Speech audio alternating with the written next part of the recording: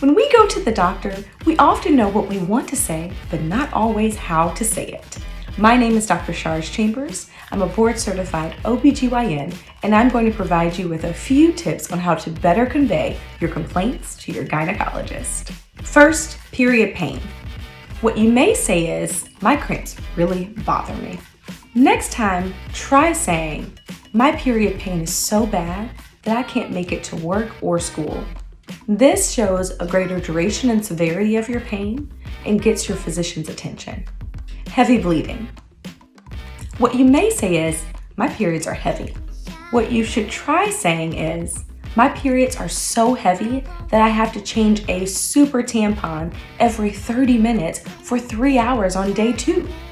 Now this sounds very extreme, but it shows a sort of quantitative measure of how much bleeding you're doing and definitely allows your physician to understand better. Irregular periods. What you may say is, my period timing is off. What you should try saying is, I've been tracking my periods and they previously came every 30 days, but now they're coming every 14 days. This shows your physician that you've been tracking your periods reliably and there's a true and consistent change. Contraception needs. What you may say is, I'm not trying to get pregnant right now.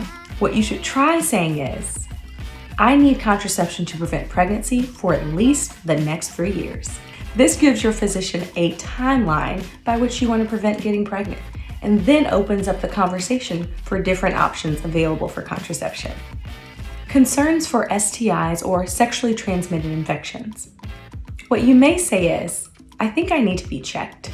What you should try saying is, I'm sexually active, but I'm concerned. I would like to be tested for all sexually transmitted infections. This gives a clear expectation and communicates why you're concerned and what you would like your physician to test you for.